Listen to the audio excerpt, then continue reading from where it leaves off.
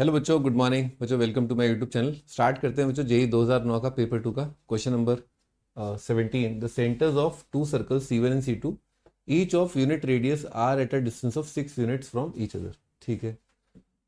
Late P be the mid point of the line segment joining the centres of C1 and C2 and C be a circle touching circle C1 and C2 externally. ठीक है। तो P be the mid point of line segment joining, ठीक है। C be a circle touching, ठीक है। इन दोनों को एक्सटर्नली टच कर रहा है, दोनों के बीच का दूरी है, और P with the midpoint of the line segment, ठीक है। If a common tangent to C1 and C passing through P is also common tangent to C2 and C, then radius of circle। अच्छा, तो भाई ऐसा करते हैं, पहले एक रफ डायग्राम में बनाने की कोशिश करते हैं अपन। ठीक है। तो मान लो मैं यहाँ पर एक छोटा सा नन्ना सा प्यारा सा सर्कल लेता हूँ, और एक इस तरह से यहाँ पर एक सर्कल लेता हूँ। अब मैं एक सर्कल बना रहा हूँ जो इनके बीच का दूरी कितना है, 6। ये ग्रीन लाइन 6 की लंबाई की है। पी पॉइंट जो है यहाँ पर मिड पॉइंट दे रखा है इन दोनों का। पी पॉइंट, ये मिड पॉइंट है यहाँ पर, ये पॉइंट पी है। Centre of two circle C1 and C2, ये सर्कल नंबर C1 है, ये सर्कल नंबर C2 है। Touch each of unit radius, दोनों का radius 6 unit from each other. ठीक। डिस्टेंस ऑफ 6 यूनिट सेंटर्स, हाँ ठीक है, सेंटर्स के बीच का दूरी 6। पी मिड पॉइंट है, ठीक है। And C be a circle touching C1। अब इन दोनों को एक्सटर्नली टच करने वाला काफी बड़ा सर्कल होगा। एक और बात, क्योंकि दोनों सर्कल्स का रेडियस जो है सेम है, तो उस सर्कल का सेंटर जो है परपेंडिकुलर बाइसेक्टर ऑफ इस लाइन पर आएगा, है ना, क्योंकि दोनों को वो एक्सटर्नली टच कर रहा है। ठीक है। दोनों से डिस्टेंस बराबर है ना, C1 C2 से उस सर्कल के सेंटर का डिस्टेंस बराबर है। तो दो पॉइंट से अगर डिस्टेंस बराबर है तो वो पॉइंट कहां पर होगा, perpendicular bisector of C1 C2 पर होगा। If a common tangent to C1 and C passing through P, वो सर्कल और ये circle C1 and C passing through P is also common tangent. If a common tangent to C1 and C, मान लो C1 और C है यहाँ पर, common tangent उसका passing through P is also common tangent to C2 and C।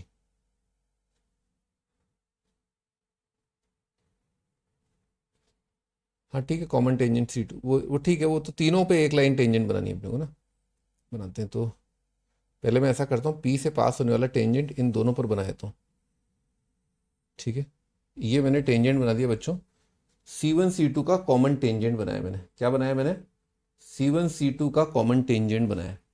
अब यही line जो P से पास कर रहा है ऑब्वियसली, है ना, अब कॉमन टेंजेंट टू C1। तो अब बच्चों यही लाइन जो है उस बड़े सर्कल को भी टच कर रही है ना इनकी। अब एक सर्कल बनाना है जो इसको टच करे यहाँ पर, और इस सर्कल को भी टच करे। ऑब्वियसली कुछ सिमेट्री की वजह से ये भी दिख रहा है कि एक और अपना कॉमन टेंजेंट जो कि मिड पॉइंट से पास इस तरह से करेगा। तो लाजमी सी बात है कि वो सर्कल इस पॉइंट के भी टच कर रहा है, और इसको तो क्या टच करेगा, तो एक्सटर्नल पॉइंट हो जाएगा। ठीक है।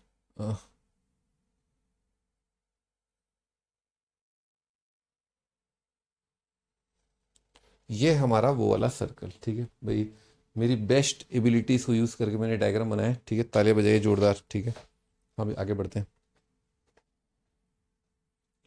तो भाई ये अपना डायग्राम पूरा हो गया है। अब इसने बोला है कि भाई बताओ भाई सर्कल, बड़े वाले सर्कल का रेडियस क्या आएगा, है ना। ठीक है, तो स्टार्ट करते हैं। तो भाई पहला तो काम यही कर लें अपन कि सर्कल के सेंटर्स को अपन यूं यूं करके जोड़ दें, है ना। और ये अपना P पॉइंट जो है इसे जोड़ दें। इसे जोड़ने से कोई फायदा नहीं, रिलेशन तो वही आएगा, क्योंकि सिमेट्री है ना सिस्टम में। तो इधर से इसके साथ करोगे, इधर से इसके साथ कर लो, एक ही बात है ना। हम्म। बच्चों ये वाला दूरी कितना है, 1 है। ये दूरी कितना है, आधा दूरी है ना। ये दूरी कितना है, 3 है। This is 3।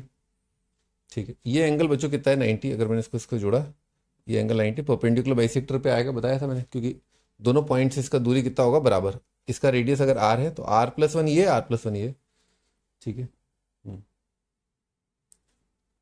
ला ला ला ला ला। बच्चों ये वाला एंगल जो है, मैं तो इस ट्राइंगल का सब कुछ जानता हूँ, क्योंकि ये एंगल 90। एक राइट एंगल ट्राइंगल में दो साइड पता है तो सब कुछ पता है, करेक्ट। एक राइट एंगल ट्राइंगल में दो साइड पता है, पाइथागोरस थ्योरम से तीसरा आएगा। ठीक है।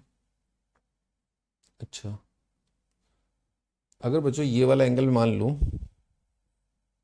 अल्फा, ठीक है, तो 3 cos अल्फा कितना आ जाएगा, 1, क्योंकि हाइपोटेनस है ना। 3 cos अल्फा कितना आ जाएगा, 1।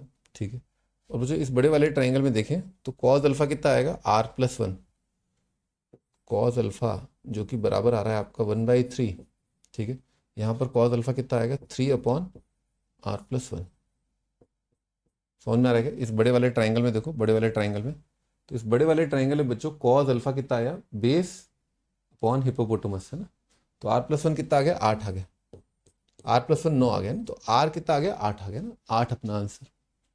अभी इसमें जैसे अगर और मेथड्स की बात करें तो वो सभी मेथड जो है ना फाइनली उसी पर आ जाएंगे कि कॉमन टेंजेंट का लंबाई कितना है ना।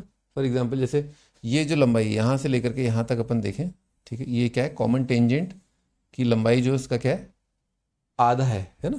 तो इसको कैलकुलेट कर लिया, फिर मतलब फाइनली देखो वो कर भी सकते हो, 3 का स्क्वायर माइनस 1 का स्क्वायर कितना आ जाएगा √8 आ जाएगा, है ना, √8। ठीक है, इस √8 के साथ आप खेल सकते हो, ठीक है ना, कई तरीकों से, जैसे वही मैं कॉज अल्फा के साथ खेला था, ठीक है। तो ऐसा कोई दूसरा मेथड नहीं है ना, कॉमन टेंजेंट की लंबाई निकालने के बाद जो है कुछ खास बचता नहीं है। इस √8 के साथ आप खेलना चाहो तो उससे आपके काफ़ी काम हो जाएंगे। जैसे फॉर एग्जांपल अगर मैं मान लो जैसे ये लाइन है, तो मैंने एक और टेंजेंट लाइन मैंने इसी के पैरेलल ड्रॉ कर दी, ठीक है। तो ये लंबाई कितनी हो जाएगी r+1, ठीक है, ये लंबाई आपकी r+1 है, ठीक है। अब